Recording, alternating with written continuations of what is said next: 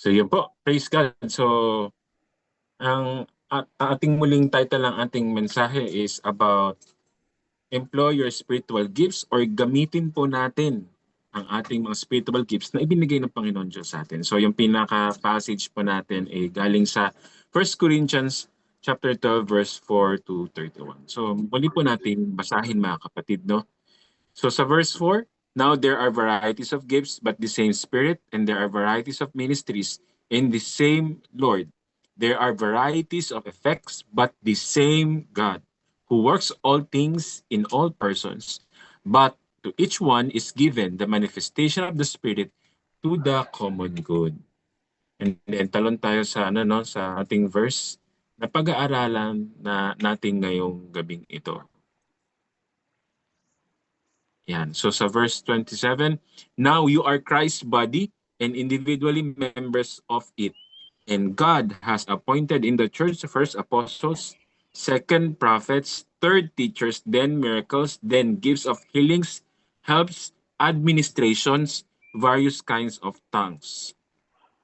All are not apostles, are they? All are not the prophets, are they? All are not teachers, are they? All are not workers of miracles, are they? All do not have gifts of healings, do they? All do not speak with tongues, do they? All do not interpret, do they? But earnestly desire the greater gifts, and I show you a still more excellent way. Let us pray. Hallelujah, Remaste Karanukhodaya Tashte Karabasa Karaladodate Karata Sekaramaseka. Lord, we praise you, we honor you, we enthrone you in this ministry, O God. Ikaw po aming nasa kalagitnaan, O God, ng aming pagtitipon, Panginoon. And we are praying, O God, your manifestation, your power, Lord. Lord, you open our hearts and our minds, O God, that we able, Lord, to receive, Lord. Magras po namin with full wisdom and understanding ang iyong mga salita, Lord, and how you will use us, Lord, for the whole year 2025 with the gifts of the Spirit, Lord. May we discover also, Panginoon, yung mga gifts po namin at even the calling na inatas mo sa bawat isa nandito po, Panginoon, sa call na to, Panginoon. Panginoon, maraming salamat, Lord. Fill us by your Spirit, O God. Cleanse us by your blood. Even itong aming internet connection, hindi po ito magkakaroon ng disruption, O God. May we have a strong internet connection in the mighty name of Jesus. And we pray for also for anointing upon me. Use me as your mouthpiece tonight. In the name of Jesus we pray. Amen. Praise God. So balikan ko lang po yung ating topic po last time, no? So last time, so we have discussed po yung about dun sa 9 gifts of the Holy Spirit. So ngayon naman, gaya lang po ng sinabi ko sa inyo, no, pupunta tayo dun sa ano naman yung 5 offices. Pero bago po yan, tayo pumunta sa 5 offices. So yun po ay isasantabi muna natin next week bago tayo mag-exam next week. Bakit po? Meron pa palang nabanggit dito po sa Corinthians at sa ibang bahagi ng Biblia, particularly sa Romans, yung ibang mga gifts. Okay po? Ano po yun? Bukod sa 9 gifts, na meron din tayong tinatawag na service gifts. So, punta po tayo sa ating pinaka-main topic.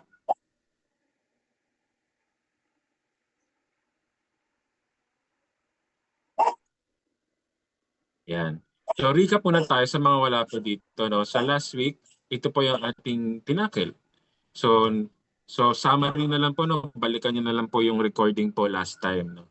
Sabihan nyo na lang pa kung gusto nyo pong mabalikan kung wala po kayo last week. So, ano po yung 9 gifts na yon?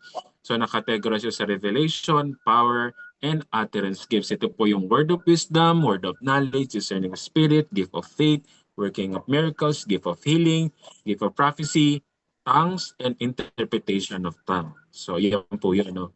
So, yan po yung mga 9 gifts. So, next week, no, bukod sa discussion natin last week, no, next week naman po, next Saturday, mag-e-exam po tayo lahat, no.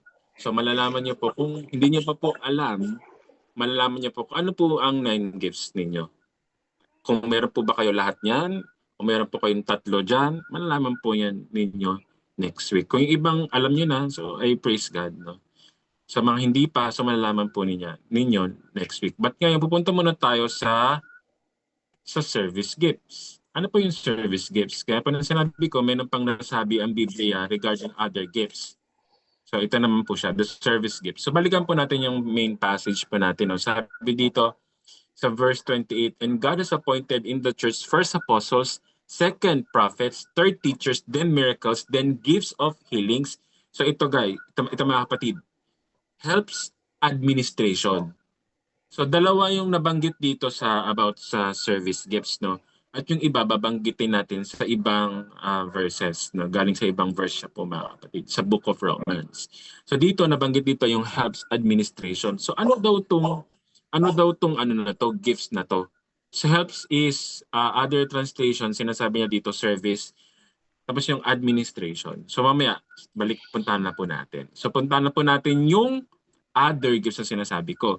So, bali 5 po siya na service gifts. So, alam naman natin na lahat ng ito ay patungkol sa pag-serve. Lahat, pati yung 9 gifts, pati yung offices, no? Mga kapatid, no? Yung fivefold ministry, yun ay ginagamit sa service. Pero ano ba tong service na to? Ito po yung parang other gifts, kumbaga, ito lang ginagamit kong terminology para ma-differentiate. So, kasi mga kapatid, next week yung exam natin, nakategorize po siya sa 3 exam, mga kapatid, pang fivefold, pang 9 gifts, at pang service gifts. This is ito. So, para hindi po kayo malito. Okay po? Please God. I-discuss ko naman yan next week bago po tayo mag-exam. So, unahin po natin dito sa service gifts yung exhortation. Sunod ang giving, sunod ang leadership, sunod ang service, sunod ang administration. Okay po. So, puntahan po natin ang exhortation. So, galing to sa Romans chapter 12 verse 8. Sabi ko nga, hindi lang to galing dun sa ating main passage, no? Meron nabanggit din ang Biblia about sa other gifts. Sabi sa verse 8, sa Romans 12, if it is to encourage, then give encouragement. Ang gift of exhortation is also, other term doon is gift of encouragement. Mga kapatid, meron ka ba nito? So tingnan po natin, ano po ba ang gift of exhortation or gift of encouragement? Is the special ability that God gives to certain members of the body of Christ to minister words of comfort, consolation, encouragement, and counsel to other members of the body in such a way that they feel helped and healed. So galing yung exhortation na word from the Greek, yung original Greek nito is para kaleo, na ibig sabihin is to comfort, console, exhort, and treat. Okay mga kapatid, meron ka ba nito? Ikaw ba ay may gift of encouragement o gift of exhortation? So tingnan po natin mga kapatid kung ikaw nga po ay may gift of exhortation o encouragement. Ano po yung makikita? So i-assess nyo na po yung sarili nyo dito. Unang-una, ayon sa Romans 12, 1-2, makikita po dito na yung person na may gift of encouragement or gift of exhortation loves to prescribe precise steps of action to aid personal growth. So ito ay nag-i-encourage na ito yung gawin mo kapatid. Di ba after kanya, maipag-pray, kapatid ito yung gawin mo, ito yung kailangan mong gawin, tutulungan kita. Okay, yan yung mga taong ganyan. Yung tipong talagang nagbibigay ito ng mga godly advices na itong takbuhan mo na bukod kay pastor, na itong takbuhan mo na sister at brother na pag siya'y nakausap mo, gumagaan ng loob mo kasi nga meron siyang gift of encouragement. Okay. Second, itong tao na to enjoys working with those eager to follow steps of action. So, Proverbs 13:10. So, karugtong siya ng number 1, no? So, naliligayan itong tao na to pag nagbigay siya ng instruction at sinusunod. Ito daw pala yung mga taong encourager or may exhortation. Talagang he loves to instruct people at lalo na pag yun ay meron silang tinutulungan at sinusunod sila. Number 3, will encourage others to develop in their personal ministry. So ito din yung mga tao na, mga kapatid na, ayon sa Philippians 3:17, those who encourage others to develop in their personal ministry. Ito yung mga tao bukod kila pastor, no? O mga leaders of the church na encourage others to develop. Okay. Kapatid, sali tayo dito. Alam mo, nakikita kita dito sa ministry na to. Alam mo, that's what I love about you. Alam mo, tingnan mo, he encouraged or she encouraged you to grow in a personal ministry. Ganun siya ka-encourager. 4, ano pa ba yung mga taong may gift of encouragement or exhortation? Finds truth in experience and validates it with the scripture. James 1:20-22. James 1:22. So hindi lang po yan basta encourager. Ibig sabihin, he encourages you based on the word of God.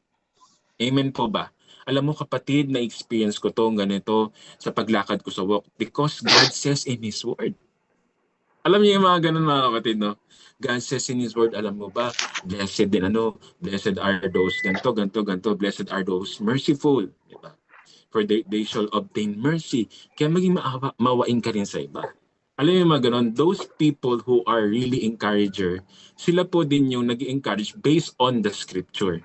Next, loves to do personal counseling. 1 Timothy 4:11-16. So ito yung mga tao na talagang nagagamit sa counseling field. Hindi lang po ito, pastor. Imagine, tingnan mo mga kapatid, no? Ikaw ba yung nilalapitan ng iyong brother o sister sa church na nagpapa-counsel sa'yo? Baka yun po ang mo talaga gift, no? May gift of exhortation ka, encouragement. Kasi ang mga taong ganito ay hindi po mainipin ng ulo.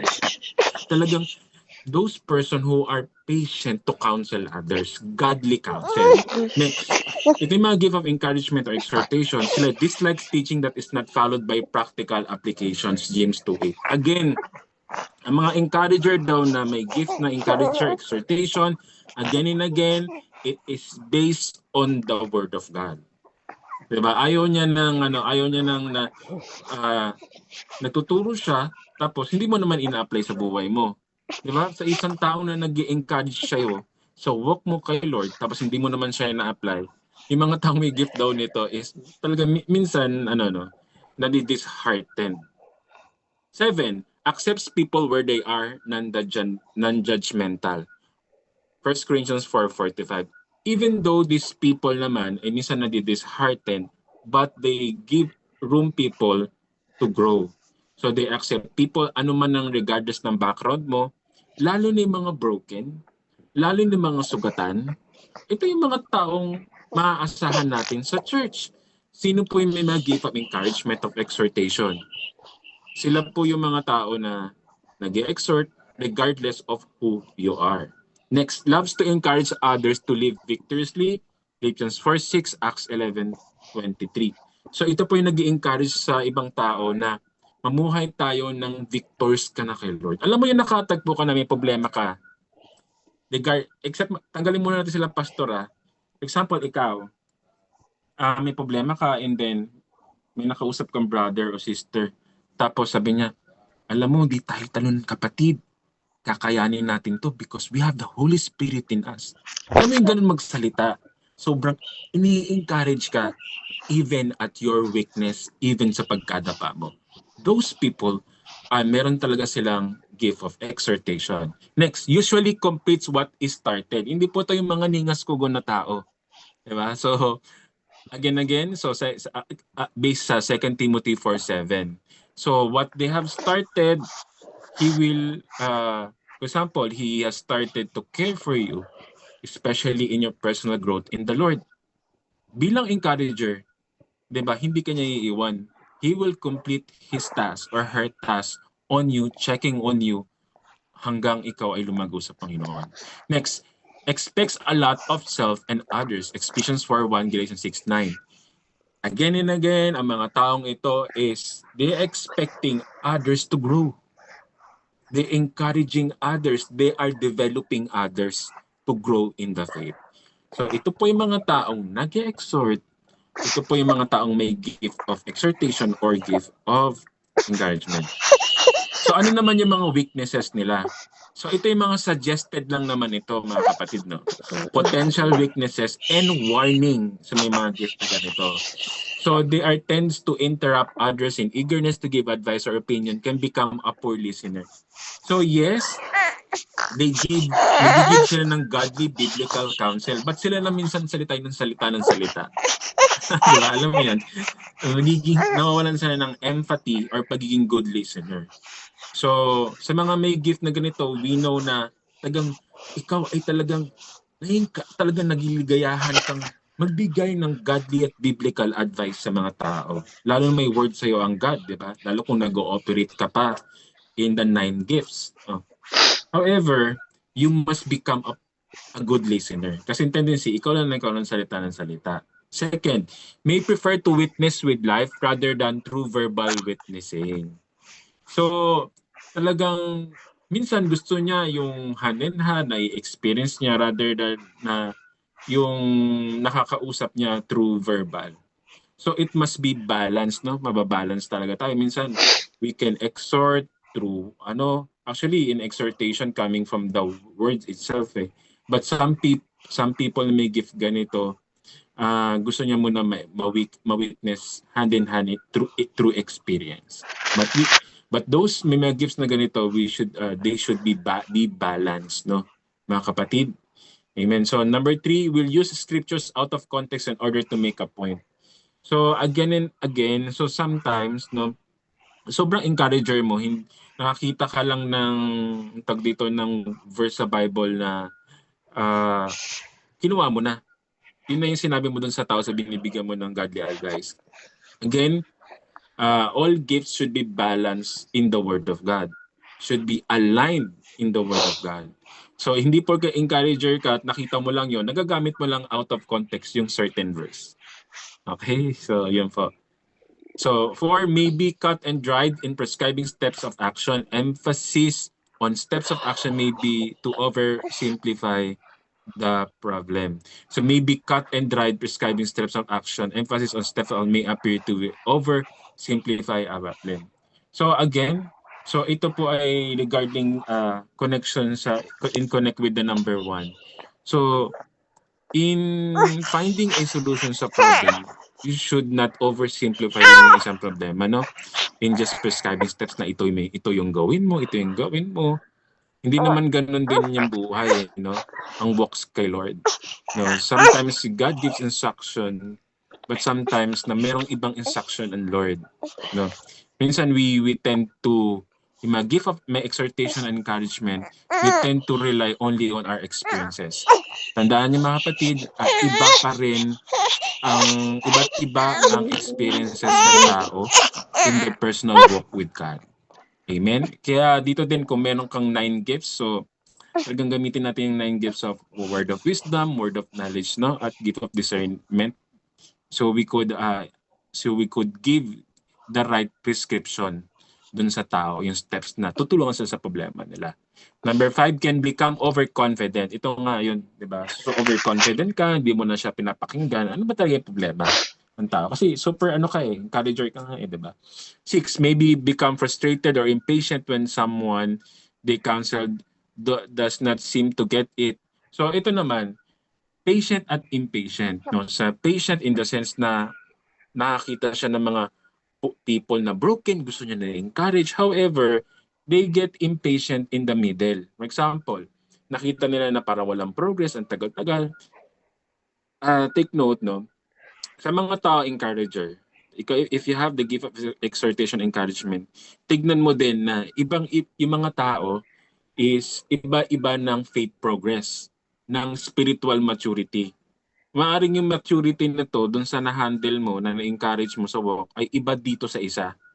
So, do not compare. Okay? Do not compare one's else progress. Amen po ba? So ano yung mga suggested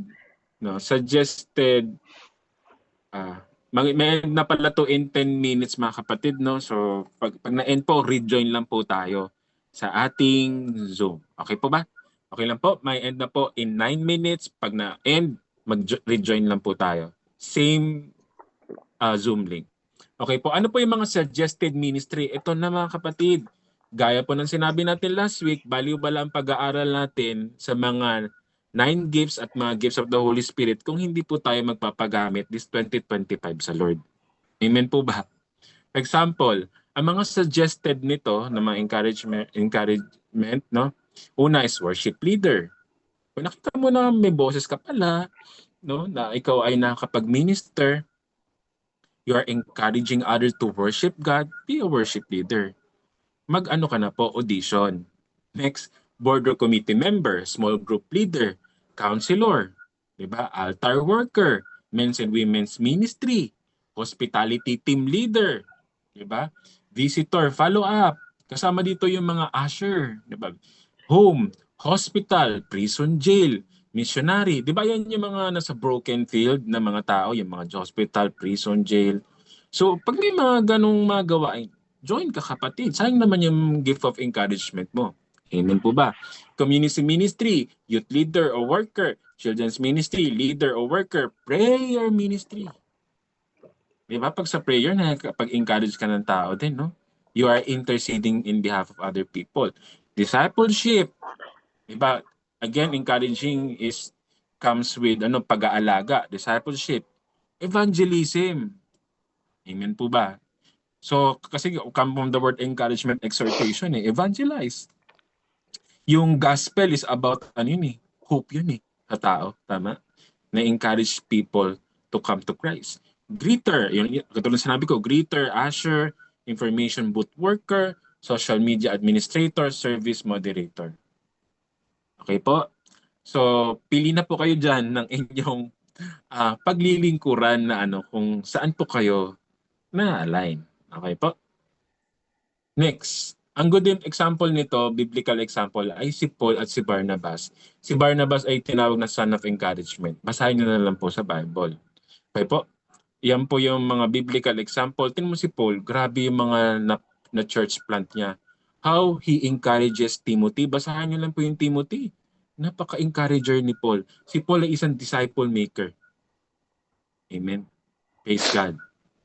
Next, giving. So sa giving naman mga kapatid, no, the next service gift. Sabi sa Romans 12:8, if it is giving, then give generously. Amen. Praise God. So tandaan po natin 2 Corinthians 6-8, whoever sows sparingly will also reap sparingly, and whoever sows bountifully will also bountifully. Each one must give as he has decided in his heart, not reluctantly or under compulsion, for God loves a cheerful giver. And God is able to make all grace abound to you, so that having all sufficiency in all things at all times, you may abound in every good work. So ang point lang naman dito, kung sino nagtatanim ng kakaunti, ay mag-aani din ng kaunti. Marami at mag-aani din ng marami. So kung ikaw ay giver, talagang kailangan ka po sa church, mga kapatid. Sabi nga actually yung giving na word, no, sa original niya, since a New Testament po ay nasulat sa Greek, so ito po ay metadidomi, na ibig sabihin to give, share, impart. Amen po. Praise God. So ano ba yung mga strength characteristics nito? Paano mo masasabi na ikaw ay giver? Ito yung mga tao na may gift dito is ability to make wise purchases, investment in order to set aside for more resource for the Lord. According to Matthew 25:14-23. Ito daw yung mga tao, pag nasa ministry, pag pinabili mo ng ganito, for example, binigyan mo ng certain amount. Tapos, for example, 5,000, may church event, marunong siya meron siyang wisdom to purchase that. Kung paano siya maglalagay ng ganito, saan makakabili ng ganito. At maging siya mismo, nagbibigay siya. He is wise in purchasing and investing para sa resources, para sa Panginoon, sa gawain ng simbahan. Amen? Ikaw ba to kapatid? At ito, desire to give quietly to effective ministries and projects. So ito yung mga giver na hindi pinalandakan yung na sila ay giver. Desire to give quietly to effective ministries and projects. Magugulat ka nila, binigyan ng kapatid, wag mo sabihin to ha, na basta, minsan anonymous pa pag sila yung mga giver. So, praise God. Next, hopes to use giving to motivate others to give. So, ito yung mga tao, pag nakita mo na mga kapatid, no? I remember, meron ako isang kakilala na kapatiran din. sinishare niya kung paano siya nagta-tithes, paano siya nag-offering. Yung iba din na motivate talaga to give. Kasi kitang-kita mo sa buhay niya na he is or she is a giver. Kaya yung iba din, talagang nagbibigay. So Luke 6:38, mga kapatid, no? Siksikilig ka tumaapang ang ibabalik sa atin ng Panginoon. Alertness to valid needs he fears others may overlook.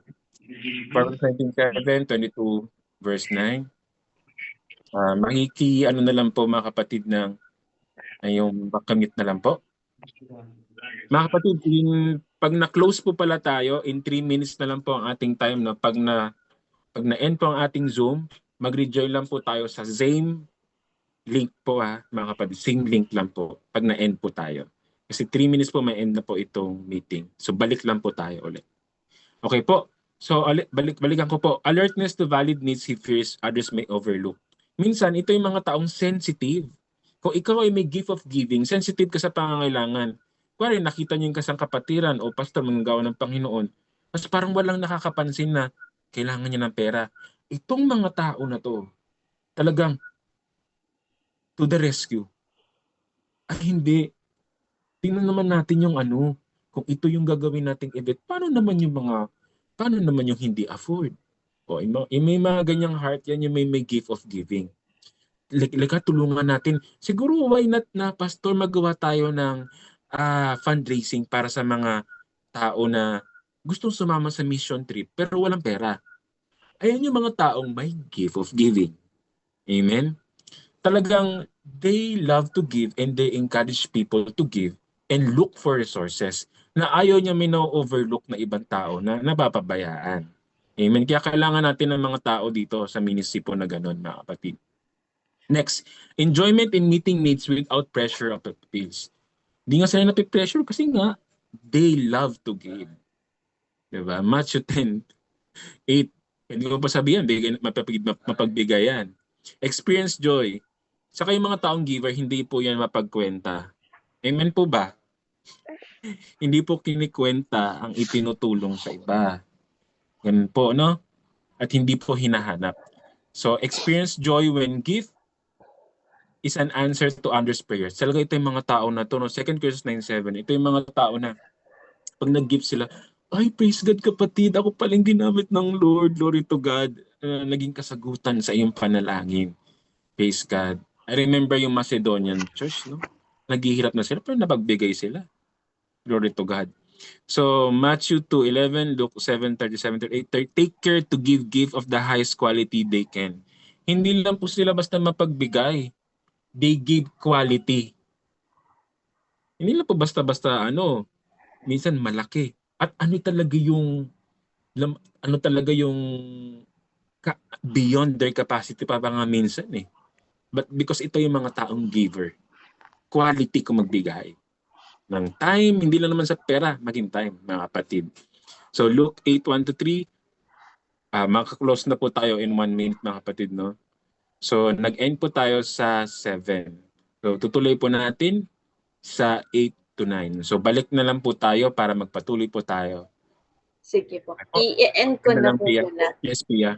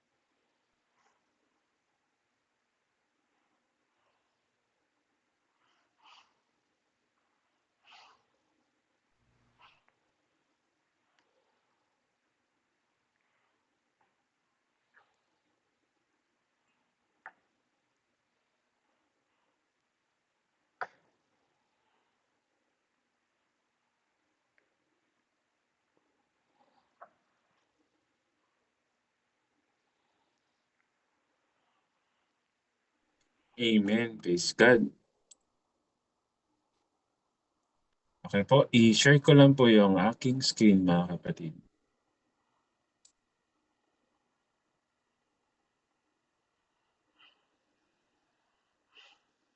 Right, there you go. Share ko lang po. Ay, sharing is not turned on daw. Ayun. Thank you, Pia. Ayun po, there you go. No? So balikan natin yung number 7.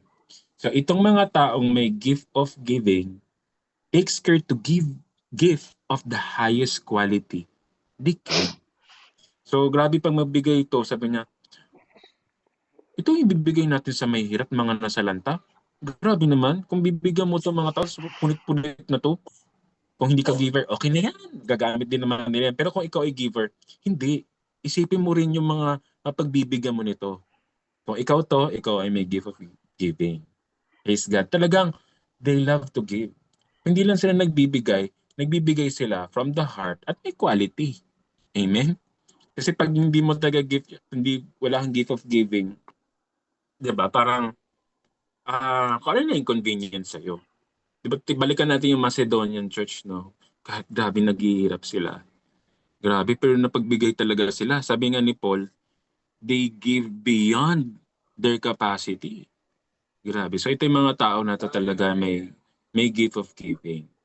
Okay po. Sa verse, balikan naman natin punta naman tayo sa verse 8, no?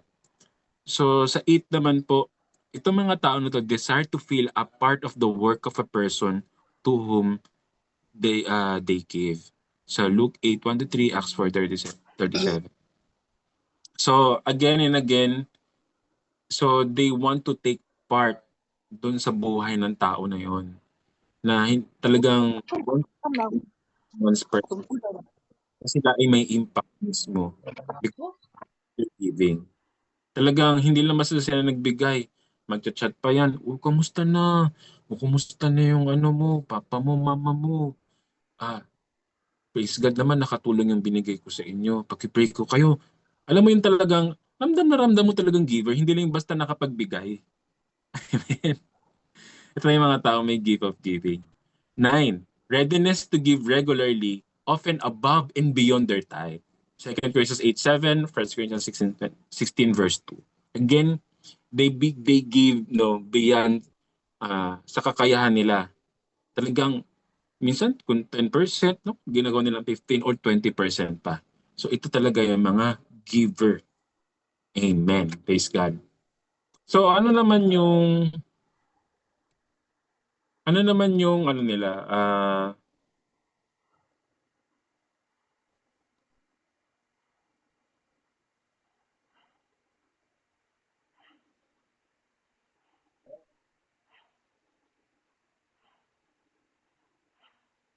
nagkamali lang ako dito ng mga kapatid.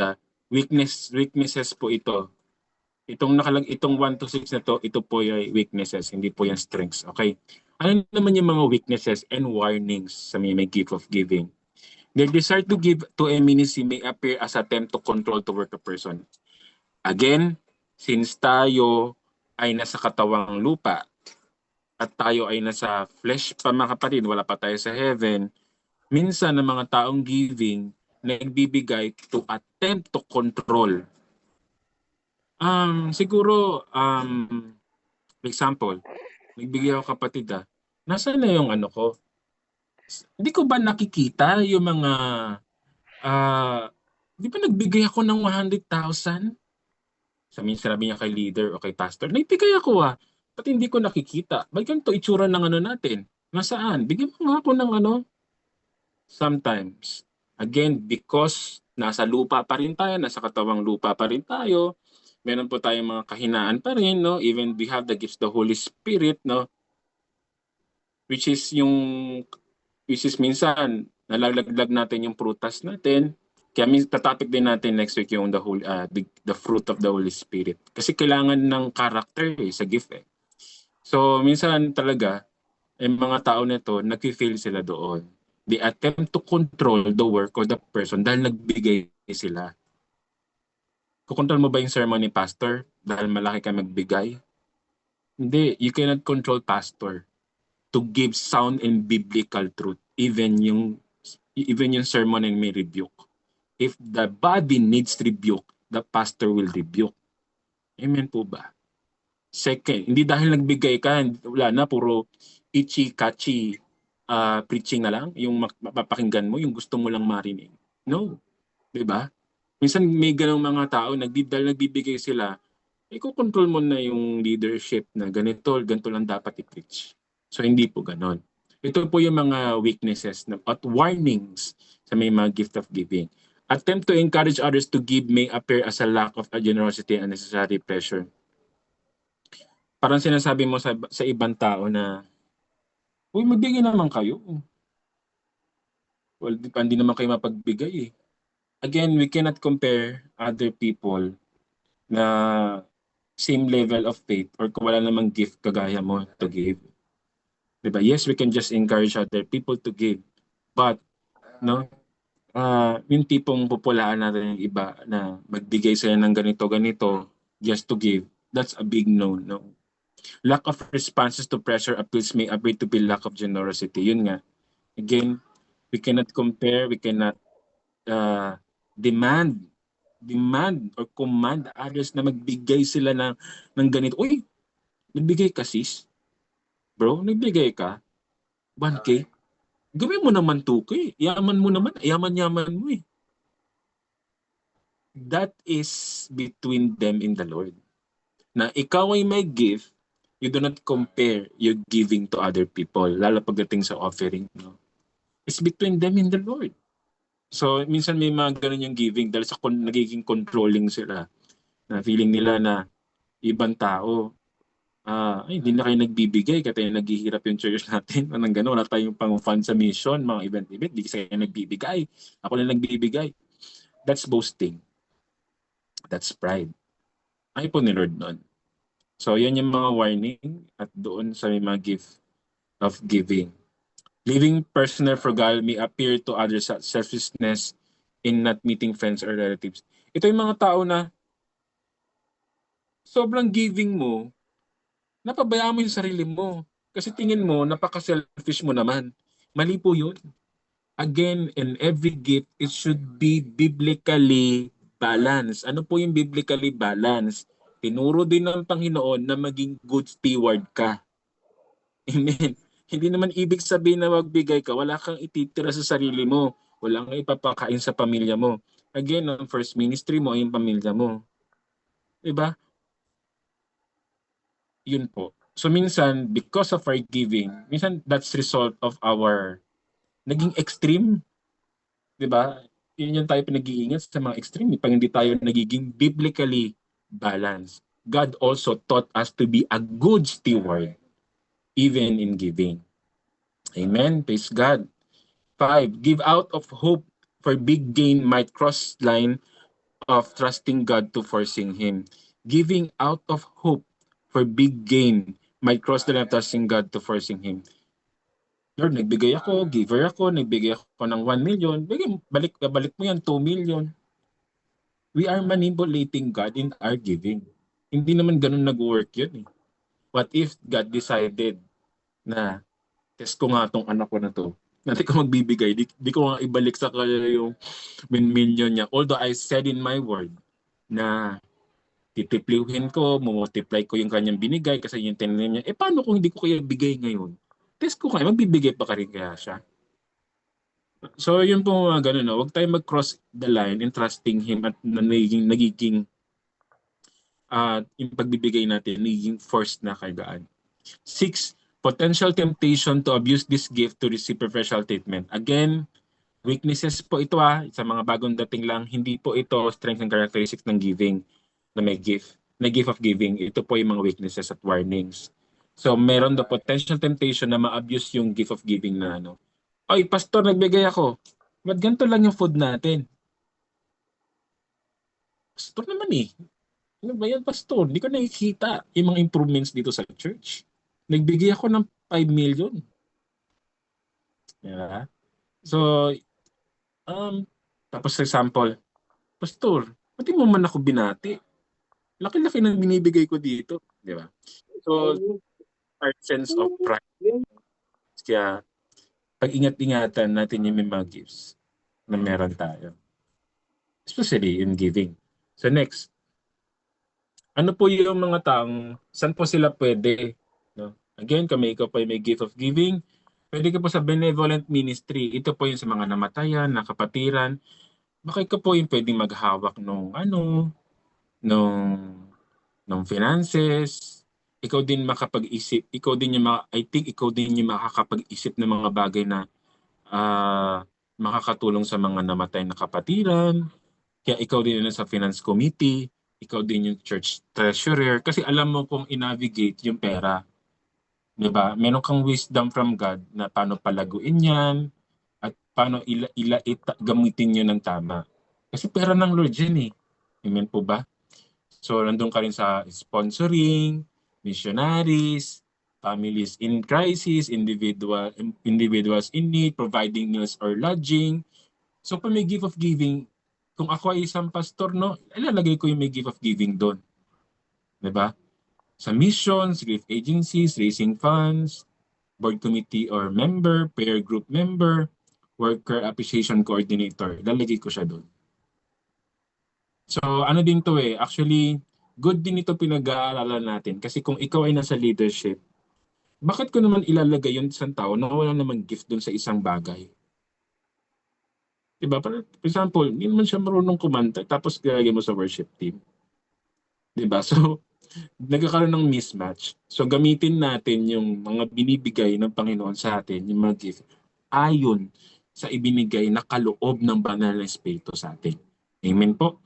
Ito nga yung revelation sa akin ng God eh. Kung ang mga secular organization, mga kumpanya, diba? So, talagang pinopromote nila yung tao sa ganitong posisyon kasi doon talaga sila nababagay.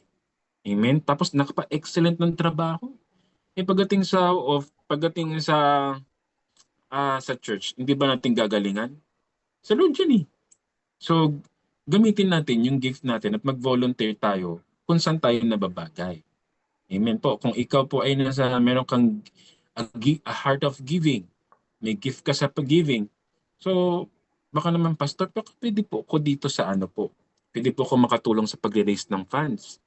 Amen po ba? Gamitin mo po yung gift na yan. Amen po. Praise God. Hallelujah. So next, ang good examples nito ay si Matthew and Abraham. Nakita natin sa buhay ni Matthew, talaga yung pagiging tax collector. Nakita natin yung mga verses doon na dito. Nakita natin yung verses doon about giving, and then si Abraham sa buhay niya, he's a wealthy man and he chooses to obey God. Hallelujah. Praise God. And sa leadership naman, na third na service gift, sabi sa Romans 12:8, if it is to lead, do it diligently. Amen. So itong leadership is related to sa next week na topic natin doon sa fivefold ministry. Amen po. Pero punta muna tayo sa gift na ito. So sabi nga po, no, ito po yung sinabi ko, 1 Corinthians 12:28, and God has placed in the church first of all apostles, second prophets, third teachers. So ito po yung mga tao na yan. Ito po yung mga taong nasa leadership. Praise God. So actually, again, coming from the Greek word proistemi, na ibig sabihin to stand before, to preside, maintain, be over, rule. Again, bakit Greek word? Ang New Testament ay nasulat sa Greek. Okay po, yan ang original na language niyan. Ano po yung mga taong karakteristik na ikaw ay may leadership gift? Ito po yung mga tao will assume responsibilities if no specific leadership exists. For example, sa isang grupo, kahit siguro nung college pa lang nakitaan ka na alam mo yung bida-bida in a good way, volunteer. Walang mag-lead, volunteer. Ito yung mga taong may give of leadership. Talagang lagi nangunguna. For example, ito yung mga tao na kunwari walang nagsasalita. Hindi, ako na po, pastor. Ay, ako na po magli-lead. You have the gift of leadership. Kitang-kita naman yan, hindi naman lahat kasi, di ba, may ganon. Kitang-kita yan eh. So yung mga tao na yun, nag-a-assume agad sila ng responsibility, nagvo-volunteer. Amen. So next, ito yung mga tao din na visionary person with a broad perspective. So nakikita niya na yung bigger picture. Nakikita niya yung vision ng church kung saan patatakbo. Diba? So ito talaga yung mga people who are gifted to lead. Again, ito po yung mga taong nasa fivefold ministry. So easily facilitates resources and people to accomplish tasks or goals. Diba? Facilitate sila, sinisituate nila, since sa leadership nila, nakita nila yung ano yung mga dapat gawin ng bawat department o bawat ministry. Next, nag-i-enjoy sila mag-delegate at mag-supervise ng mga tao. Kung hindi ka po ito na ayaw mo nagde-delegate, gusto mo ikaw yung gawa ng gawa, ay hindi mo po gift ang leadership. No? Gusto mo mag-supervise, humahawak ng tao, ay meron kang leadership gift. Amen? So maaring ano ka kaya dun sa fivefold ministry na yon? Next week malalaman po natin. Ikaw ba yung prophet? Ikaw ba yung apostle? Ikaw ba yung pastor? Ikaw ba yung teacher? Ikaw ba yung evangelist? Malalaman po natin yun next week. So next, tendency to stay removed from details in order to keep focus on the ultimate goal. So nalalaman mo na bilang isang leader, ay tanggalin to. Ito yung dapat gawin. Next, ability to inspire and encourage workers by cheerfulness, approval, praise, and challenges. Kung ikaw ay may leadership gift, not necessarily na sa church. Kung ikaw ay nasa work, kung bakit ka na-promote as team lead manager, kasi nakikitaan ka na, alam mo yung naalala ko may mga gift talaga ng ganyan, mga leadership talaga. May mga manager talaga na tumatayo sa upuan nila, naalala ko nun, tapos pinakausap niya yung mga ahente nila, mga kapwa-empleyado, uy, kumusta ka na? Ganun. Alam mo yung manager na talagang malapit siya sa mga tao, ay good job. Good job. Yan yung mga tao may mga leadership gift. Hindi lang po yung leadership skill or style. Sila po talaga ay gifted to that. Nakikita mo yung mga tao sumusunod sa kanila. Praise God. So ability to know what should and should not be delegated sa others. Nakikita din nila, hindi. Ito ay hindi pwede i-delegate to. Ito ay para dito mo siya dapat i-delegate. They give instructions. Precise and concise. Experiences joy and fulfillment in seeing all parts come together in a finished product. Nakikita niya, ay ito na yung na-accomplish natin, no? Ganda.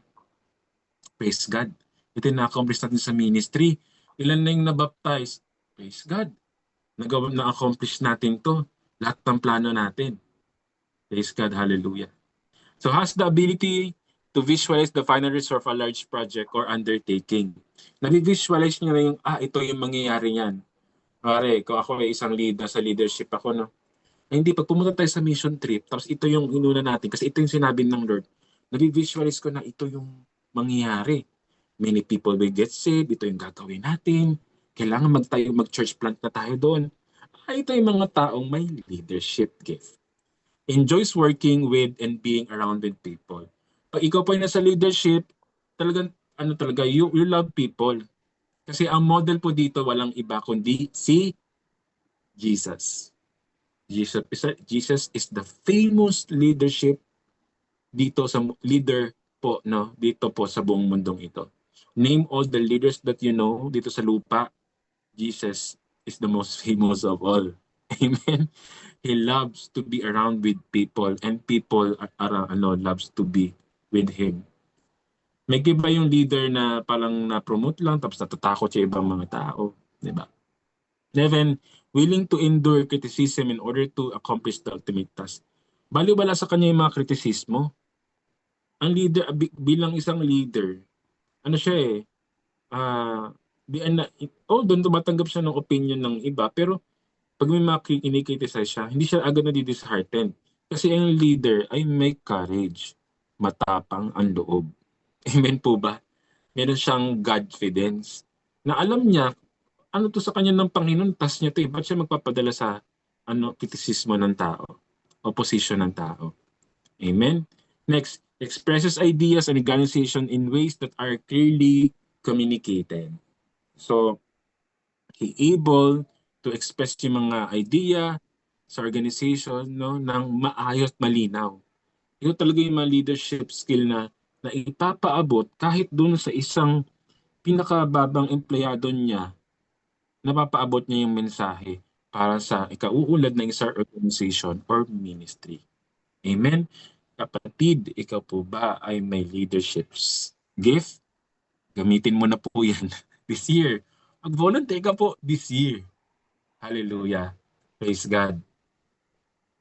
Ano naman yung warnings at weaknesses? Again, since tayo po ay nasa katabang lupa pa, no?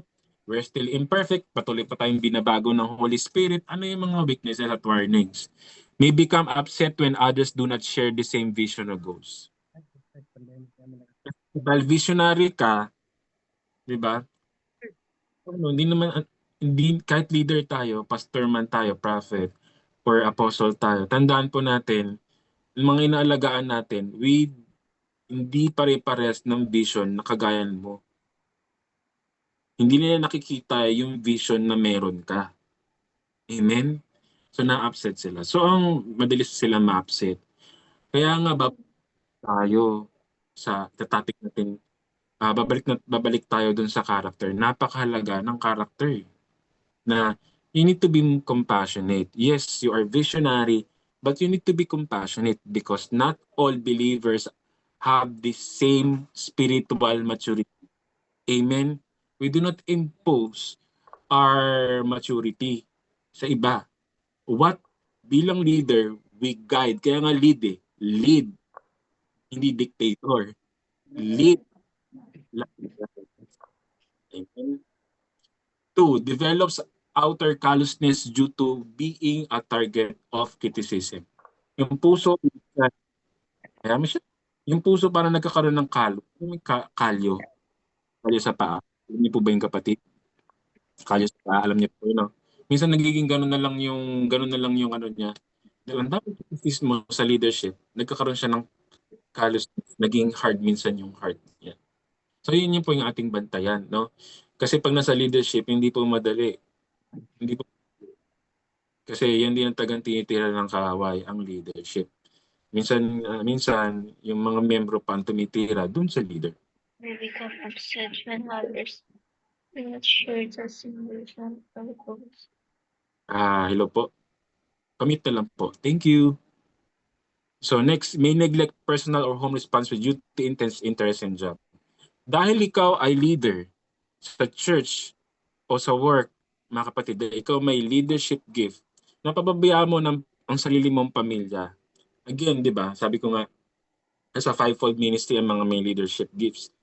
Sa pastor. Kaya sinasabi sa mga pastor, baliwala ang giftings mo sa leadership mo sa church, sa kaka-ministry mo, ang dami mong ministry, napalipabayaan mo ang sarili mong anak, sarili mong asawa.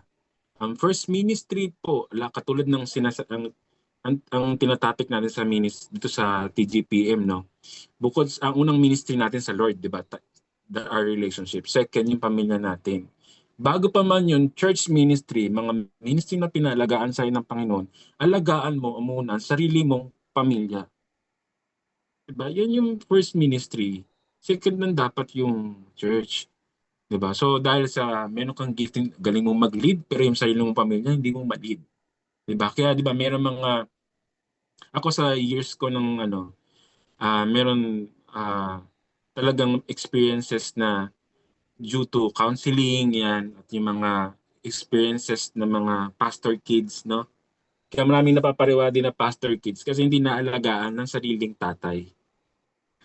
Sariling tatay, sariling pastor, na dapat sila yung nagli-lead, yung mga tatay. Nandun, ako ay araw ng graduation ng anak, ay nasa ministry, Bible study, prayer ministry, nagli-lead, nagpi-preach doon. Walang masama doon. Pero bilang isang biblical sound na servant of God, we need to be balanced. Yun ang ating tinuturo dito sa TGPM. We need to be balanced biblically. Hindi po sinabi ng Panginoon na mag-ministry ka, magpakamatay ka doon at ilaan mong oras mo lahat doon. How about your family? Your family reflects how you would lead the ministry in church. Amen? Kaya nga sa elder, ang ano doon, nakalagay doon, able to lead yung sariling pamilya, walang issue sa pamilya. Di ba?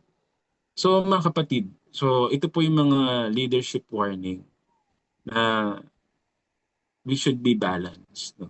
We should not neglect our personal, our family responsibilities. Dahil unang-una, paano maniniwala ang pamilya mo sa'yo na ikaw ay pastor kung di mo sila ma-lead kay Lord? Ako na-experience ko yan.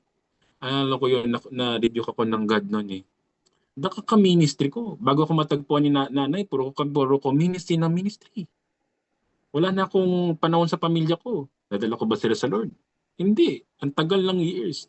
Because, no, I really spend time in this, in discipleship, in leadership, in evangelism. Na nakalimutan ko, yung sarili kong pamilya i-disciple, i-lead.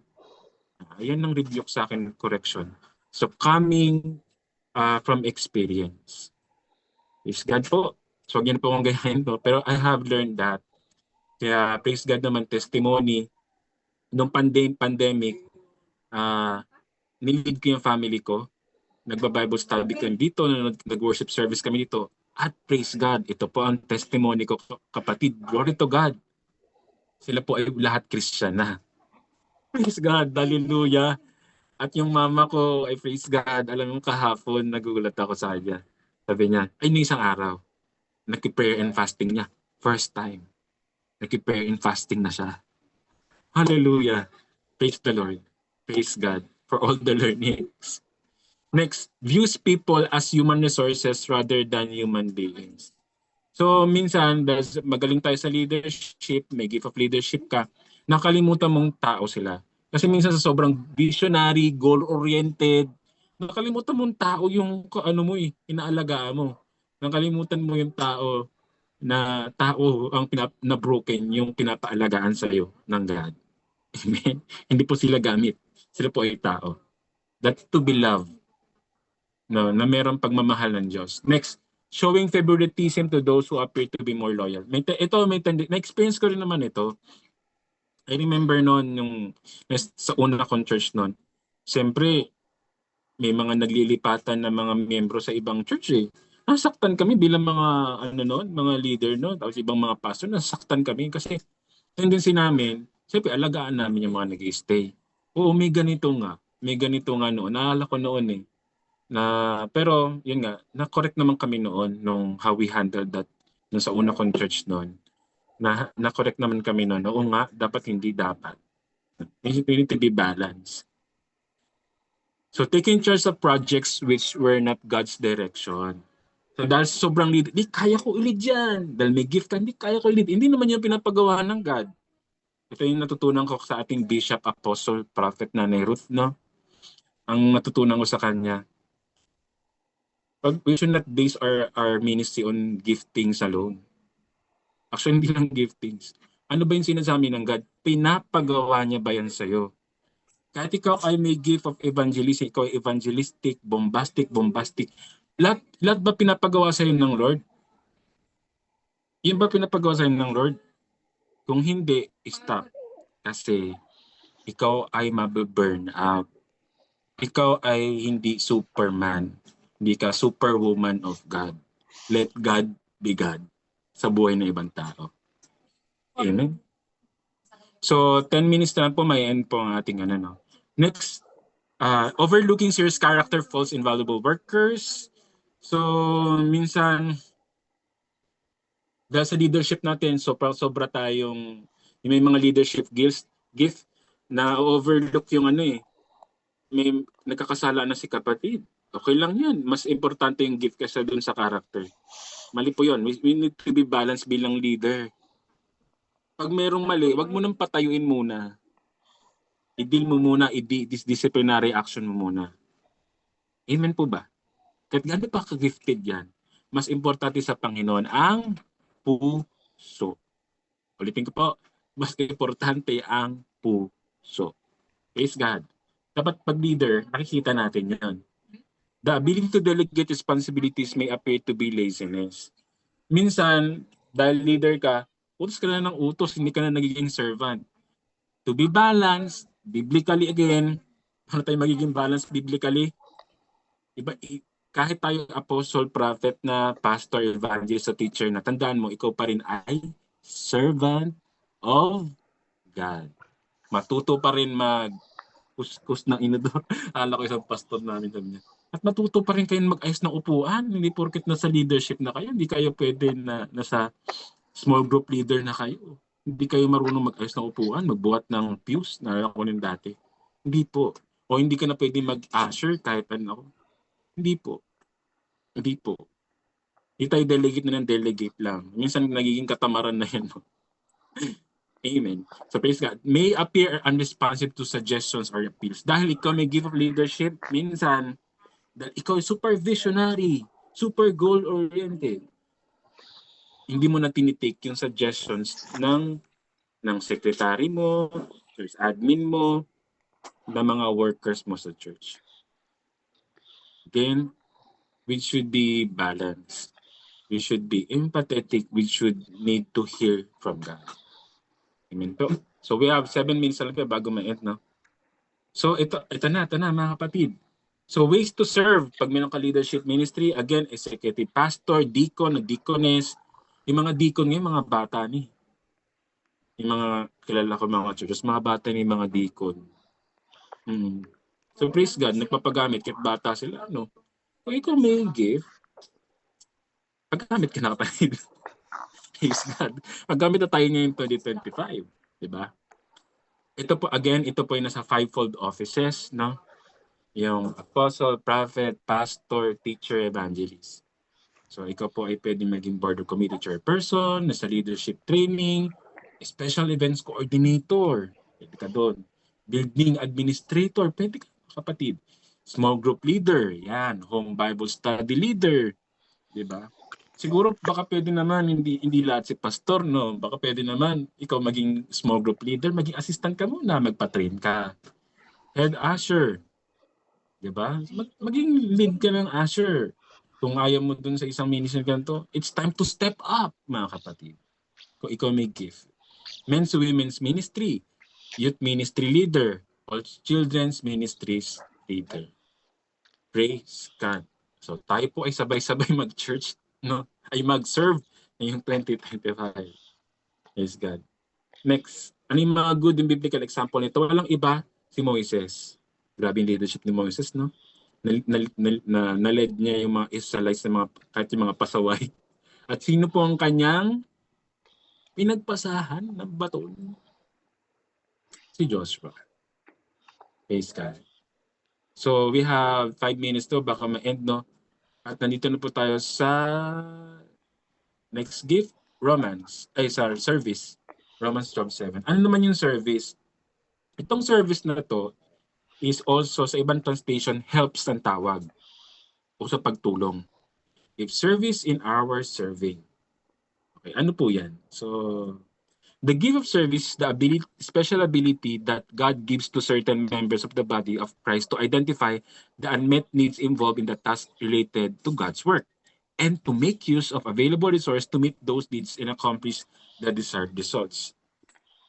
Ito na lang, yung pag-aayos ng upuan. Ito yung mga taong may gift of service. Siguro may idea na kayo, no? Service. So, alam niyo, galing po yan sa word na diakonia. Ibig sabihin, service or ministry to others. Ano po yung mga strength nito, mga kapatid? Ito yung mga tao may deep joy in serving, especially when it releases others to get more involved in their ministry. Would rather to serve than lead others. Ito naman ayaw nila mag-lead. Ayaw mo na si pastor dyan, ayaw mo na si apostle dyan, si prophet dyan, si teacher, si evangelist, ayaw mo na sa dyan. Ako dito ko kung ano yung papagawa nila, gawin ko. Yun yung mga taong they love to serve. Sila yung mga, ang galing nila maging assistant, no? Ano ba? Sila yung mga talaga good in pagiging apprentice, no? Talagang secretary, yung mga ganon. Alertness to detect and meet particular needs, especially enjoys meeting a need before it recognized by those being served. Nakikita nila, uy, pag may gift of serving ka, no, service ka, uy, kawawa naman si kapatid. Nakita mo si kapatid, no, bigyan natin ng upuan, mukhang nahihilo. Talagang they are so hospitable, itong mga tao nito. They love to serve. Strongly supports others who are in leadership, prefers doing a job to delegating it. Again, sila po yung pinagde-delegate ng mga trabaho. Mga pastor. Alam mo yun? They love to serve.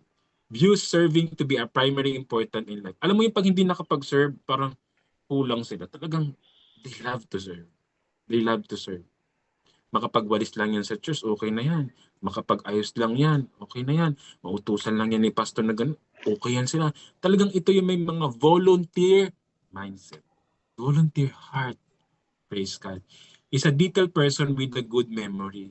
Ay, pastor, kasi po, ito po yung ginamit natin. Ito po yung nabili ko. Yung inutusan niyo po ako. Ito po yung gawin natin, pastor. Sige po, pastor, sabihin niyo po kung ano kailangan niyo. Go po ako. Praise God. Yung mga give up service. Is more interested in meeting the needs of others than own needs. So talagang inuuna nila yung meeting ng needs ng iba rather than, okay lang ako. Okay lang ako. Pag ano siya, no? Sa church, paano ba yun? Wala na tayong upuan. Pari ikaw ay Asher. Okay lang, okay lang. Iyaan mo, basta yung mga bago sa atin, makaupo sila. They have the heart to give of service. Tends to do more than us to do. Yung kahit hindi mo na utusan, gawa ng gawa. Praise God. Alam mo yung, they do beyond what they are told to do. Praise God. Mga kapatid, 2 minutes na lang po tayo, no? Mag-e-end na po tayo. So, bago po tayo magtapos, actually patapos na po ito eh. So, mag-rejoin na lang po muna ulit tayo sa ating Zoom. Pero patapos Sige na po. I-end ko na lang po para po diretso po yung ano. Tapos mag-rejoin na lang po ulit tayo mga kapatid. Thank you. Praise God.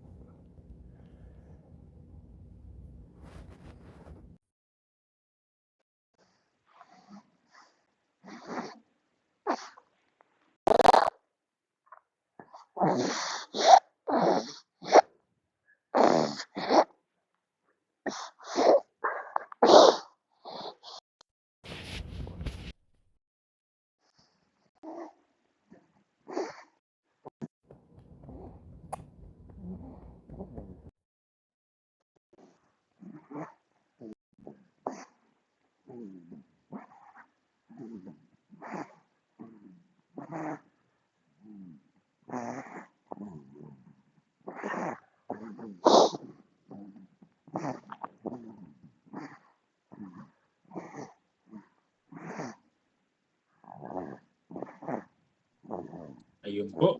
Praise God mga kapatid. Salamat po. Thank you po sa inyong mga patience po. Lagi pong na kasi wala po yung, hindi po gumagana yung Zoom po natin. Hindi po available. Yung hindi po na hindi po na-expire. Okay po. So, i-share po natin muli ang ating mga screen, mga kapatid.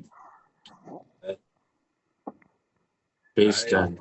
So, actually, patapos na naman po tayo. Bago po ako i-share, pumunta po sa number 9, bigyan ko kayo ng isang example. Sa bahay na lang, sa tingin nyo, sino yung mga puso o may gift of service?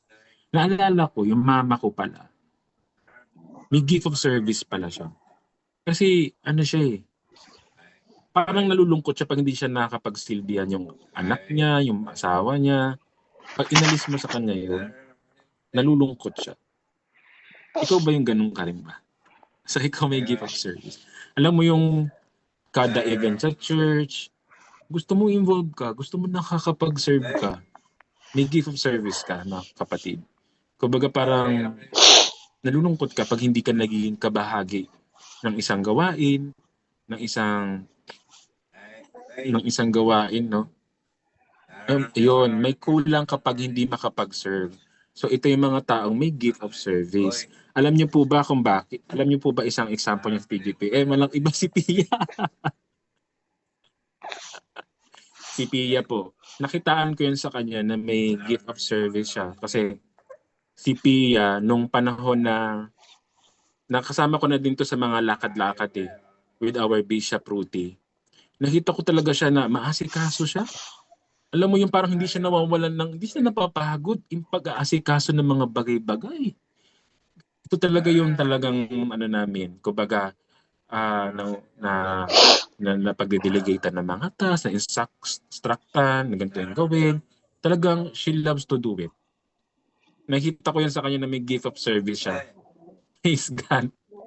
Pero kailangan niya sa pag-aasawa, Pia, yung service. Praise God. So yun po, yun lang may mga practical at mga examples po, mga kapatid. May mga tao may gift of service.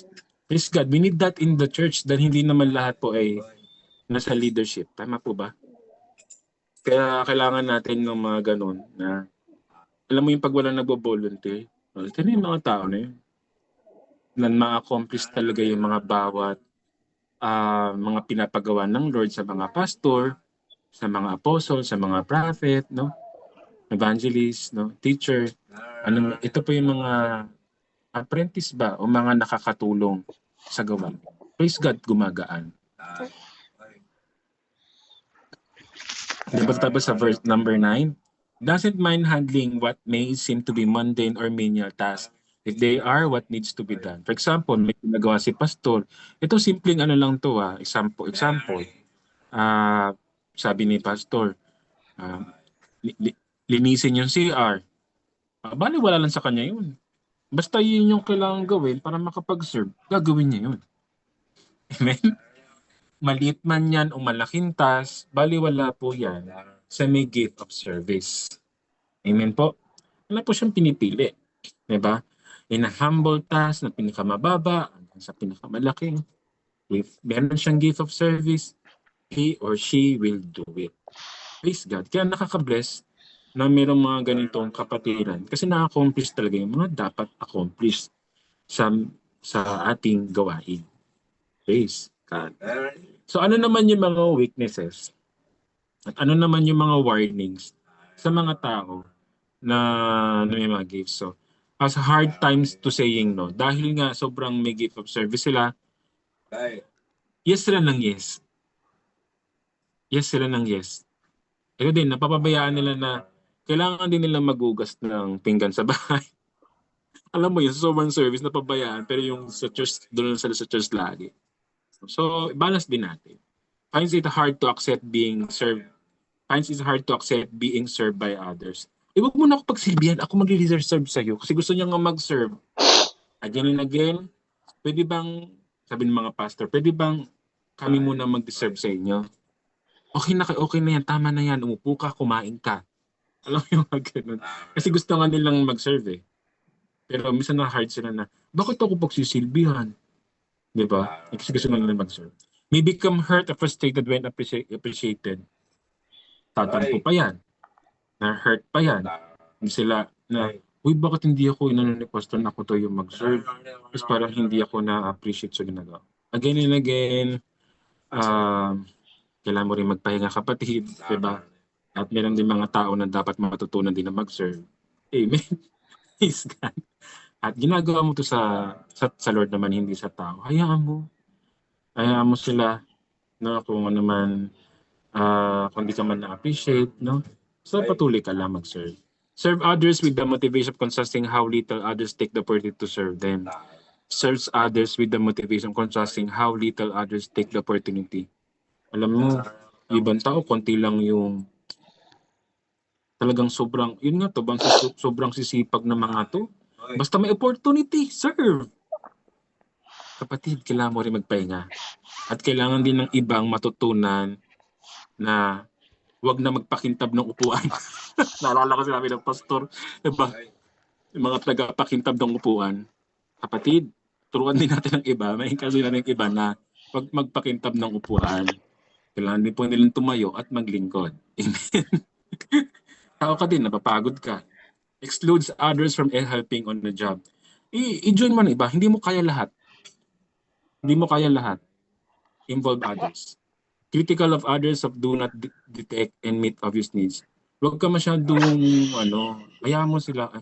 Uy, bakit siya hindi na tumutulong? Hindi nyo ba alam na kailangan ni pastor ng tulong? Na-hurt ka na ngayon. Hayaan mo na. Yung critical sa iba. Gawin mo lang yung pinapagawa sa'yo at hindi mo kayang lahat gawin. Amen? Isa ka lang. Tendency to feel inadequate or unqualified. Okay lang ako dito, pastor. Hindi ako pwede mag-pray. Hindi ako pwede mag-exhort, pastor. Okay lang ako dito. Utusan mo na lang ako, pastor. May ganun. Don't limit yourself. Hindi lang naman yung gift na ibinigay sa'yo.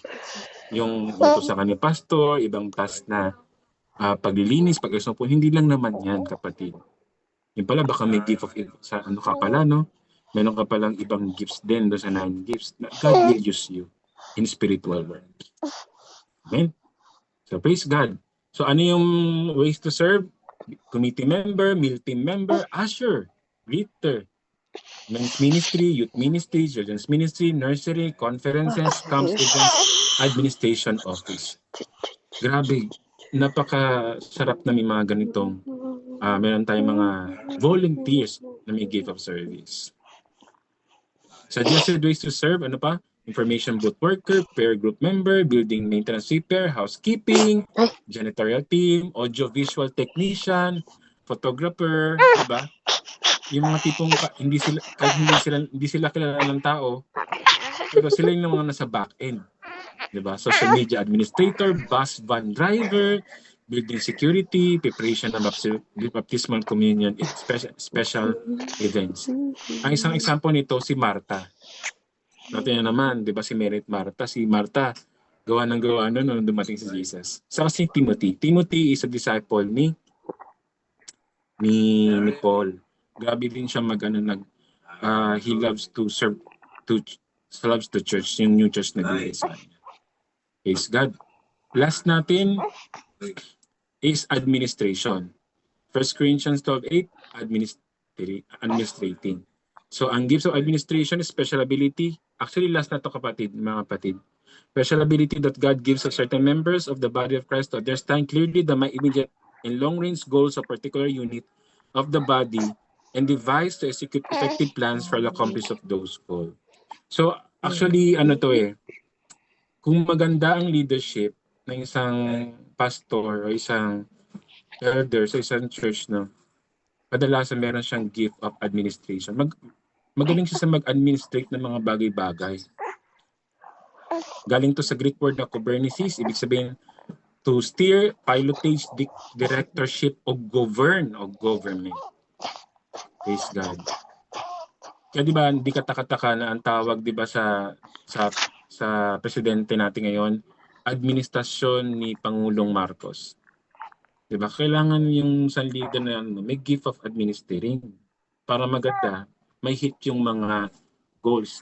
Ability to see overall picture, clarity ng mga long-range goals nila ng isang church organization. Enjoys organization, yung pag-aayos ng mga bagay-bagay. Motivated to organize what they are responsible for. Because God is the God of order. Amen? Tama po ba? Sa isang church, mayroon pong order dapat. Desire to complete tasks as quickly as possible. Talagang maayos. Awareness of resources available to complete a task. Ability to know what can and cannot be delegated. Praise God. Ano ba yung dapat i-delegated? Ano yung hindi? Tendency to stand on sidelines until those in charge tell them to take over. Tagamasid lang yung mga yan. Pag nakita nila na hindi na kaya, mag-take over sila. Tendency to assume responsibility if no structured. Again, katulad ng isang leader, pag walang leader, mag-volunteer, ako mag-admin na ito, ako mag-take charge ng isang grupo na to. Willingness to endure reactions from workers in order to accomplish ultimate tasks. Ano man ang sabihin ng mga tao, sa gagawin ko to kasi ito yung goal. Fulfillment and seeing others come together, enjoying completed tasks. So, ikaw may give of administration, nakikita mo yung task na gagawin sa iyong church, at ikaw ay kabahagi doon, at nakikita mo, wow, Praise God. Kita mo yung accomplish natin, church? Sa gawain na to, maraming nabaptize. Praise God. Thank you for your accomplishment, mga kapatid. For the Lord. Glory to God. Amen. A gift of administration. Enjoys moving on to a new challenge when a previous task is completed. Mga kapatid, I have a vision. Tina-challenge tayo ng Panginoon na pupunta daw tayo sa mission trip. Hi! First time natin to gagawin. Ganun. Willingness to be accountable to the whole body, seeking and executing its guidelines. No? May accountability sa church at paano i-execute yung mga church policies. Praise God. So ano daw yung mga weakness nito? Delegating responsibilities may appear as laziness. Again, minsan over-delegating, no? Di ba, parang hindi na, minsan yun na lang, delegate na ng delegate, hindi na tumutulong. So willingness to endure reaction may appear as callousness. Dahil minsan parang leadership din nagkakaroon ng kalyo yung puso na parang nagiging manhid na lang sa mga kritisismo ng ibang tao. Baka mamaya yung kritisismo pala is ikakagrow pala ng church. Okay? Communication skills and consistency may vary. Neglect in explaining why tasks must have been done may prompt workers to think they're being misused, viewing people as resources. Again, yung number 3, kailangan, no, minsan may tendency na magaling ito gamitin natin. Dapat bilang ikaw may gift administration, magaling ka dahil may leadership ka. Isaalang-alang mo din yung mga puso ng mga tao. Kasi itong mga tao hindi gamit. Sila ay puso. Hindi puso. Sila po ay tao na minamahal. Hindi lang sila ay ginagamit dahil based ng sa kanilang giftings. Amen? The desire to complete tasks swiftly may appear to be insensitive to schedules, awareness, priorities of workers. Uy, gawin natin to. Hindi. Alam mo may sakit si brother, sister. Hindi. Gawin natin to. Ito yung pinapagawa ng Lord. Minsan insensitive na tayo dahil masyado tayong goal-oriented. Yun yung may mga gift warning sa may gift administration. May become structure-dependent rather than spirit-dependent. Minsan, kasi sobrang organized, it again, binabalance tayo ng Biblia, ng Word of God.